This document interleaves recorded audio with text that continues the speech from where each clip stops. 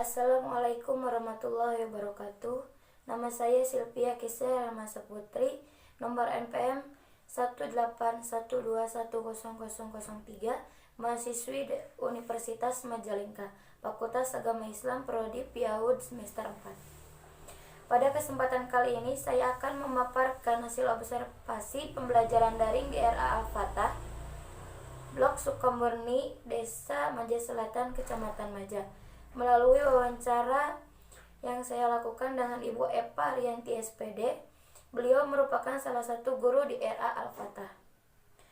Dalam wawancara tersebut, saya mengajukan 5 pertanyaan pada narasumber. Berikut video berlangsungnya wawancara saya dan narasumber. Bismillahirrahmanirrahim. Assalamualaikum warahmatullahi wabarakatuh. Waalaikumsalam warahmatullahi wabarakatuh.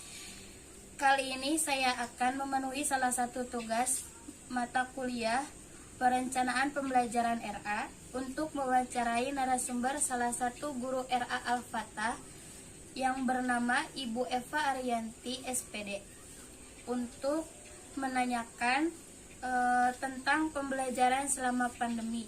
Ya, selamat sore Ibu. Selamat sore. Saya akan mempertanyakan tentang bagaimana pembelajaran selama Ibu di RA, di sekolah ya, sekolah Ibu. Yang pertama yaitu bagaimana cara yang Ibu lakukan dalam pembelajaran daring selama pandemi. Ya, selama ini kan kita biasa sekolah di tempat yang di dalam ruangan, biasa di dalam lingkungan sekolah, dan dalam waktu beberapa bulan kemarin kita mengalami pandemi corona. Jadi kepala sekolah kami menugaskan untuk sekolahnya di rumah atau secara dalam jaringan. Jadi anak-anak belajarnya di rumah, bukan libur, cuman belajarnya di rumah. Alhamdulillah kami ada 2 kelas, ya, ada kelas A dan kelas B, dan sudah membentuk grup di WhatsApp. Ada grup kelas A dan ada juga grup kelas B.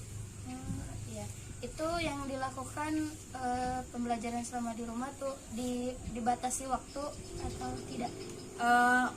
Karena pembelajaran di rumah itu tidak efektif, jadi waktunya itu pertama sih ya ditekankan jam 8 anak-anak sudah mulai untuk mengikuti kelas daring.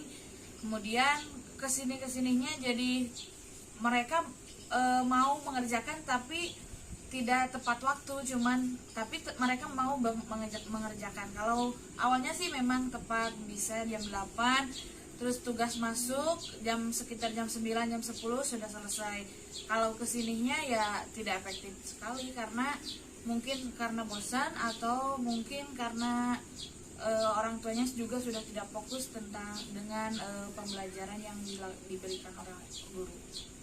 Ya. Terus yang pertanyaan kedua ya, apa strategi, metode, dan media apa saja yang digunakan dalam pembelajaran yang Ibu lakukan selama pembelajaran daring? Tentunya strategi itu adalah strategi yang menyenangkan. Mengajar di rumah itu juga tetap mau mengerjakan tugas dengan media seadanya yang ada di rumah, karena media yang ada di rumah itu bisa digunakan untuk pembelajaran juga. Kemudian kalau metode, berarti metode yang digunakan adalah tanya jawab, juga bisa diskusi, juga bisa dilakukan. Yang utama adalah penugasan. Jadi kita berikan tugas berupa tugas-tugas kecil yang tentunya orang tua juga mampu untuk melakukannya, karena ya keterbatasan orang tua juga kan. Ada yang repot sama kerjaannya, sama adiknya, sama masalah rumah tangga lah begitu. Banyak yang terjadi di luar kan gitu, orang tua banyak mengeluh. Terus itu Ibu, medianya apa saja yang Ibu gunakan?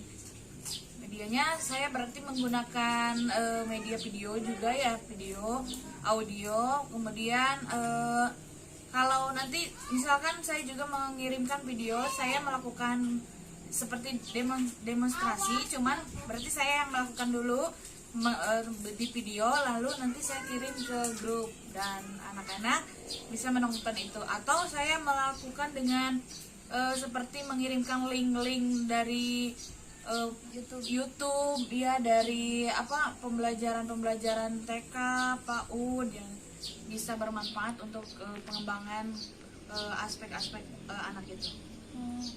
Ya. Terus ini yang pertanyaan yang ketiga, yaitu apakah kegiatan pembelajaran yang digunakan oleh guru di era Al-Fatah selama pandemi itu efektif atau belum?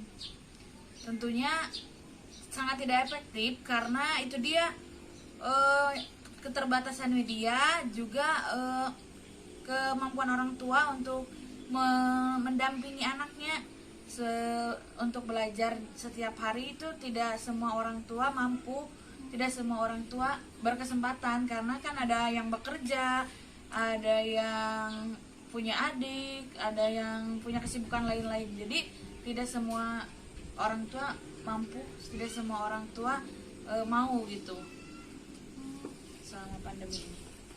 Ya. Terus yang keempat ya, apa saja kelebihan dan kekurangan dari kegiatan pembelajaran yang dilakukan ibu selama pandemi? Kalau kelebihannya tentunya anak-anak itu lebih di rumah itu ya, memang lebih dekat dengan orang tua.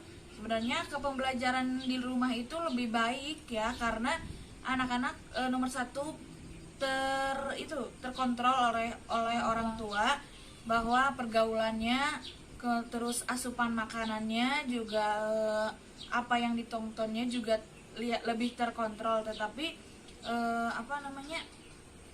kalau kekurangannya berarti anak-anak cepat jenuh, bosen, kemudian itu tidak, medianya tidak tersedia dengan selama pembelajaran di rumah, orang tuanya banyak yang mengeluh, atau anaknya atau orang tuanya yang mengeluh ke ibu? Ada saja, banyak malah tapi alhamdulillah karena saya memegang kelas B, jadi anak-anak yang sudah mulai mengerti, sudah paham, dan secara mandiri sudah mandiri, cuman tinggal penguatan dalam aspek kognitif, aspek pengetahuannya untuk lebih dimantapkan. Untuk ke jenjang SD kan harus lebih lebih dimantapkan lagi anak-anak tentang membaca sama menulisnya. Jadi kalau ini ya banyak sekali, cuman ya alhamdulillah selama ini masih bisa teratasi lah.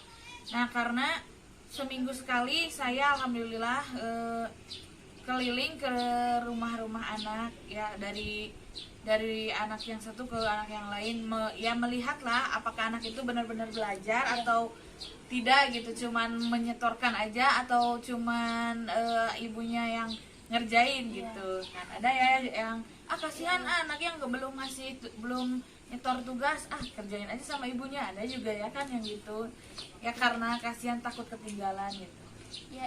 Ini kan pasti kan keluarga ada yang tidak mempunyai media gitu ya, media. Nah, itu gimana yang gak masuk dalam grup itu ya? Nah, bagaimana cara ibu lakukan yang gak masuk grup tuh? Apakah ibunya langsung ke rumah tiap hari, apa ibu ngasihnya 1 minggu sekali, atau gimana? Iya, kebetulan ada juga ya. Jadi memang itu adalah suatu kebutuhan kalau sekarang ya.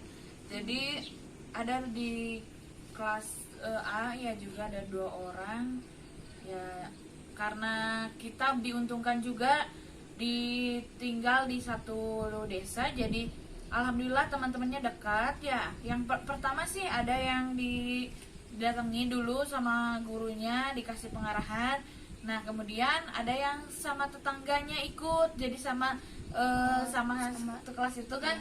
Nanti jam 8 tugas sudah mulai datang dari guru, anak itu ikut sama temennya, atau kalaupun tidak sempat bisa ditanyain lagi besok. Nah, nanti setelah 3 hari atau 4 hari kita datangin lagi bagaimana, apakah efektif atau tidak, lalu pembelajarannya bisa dilanjutkan.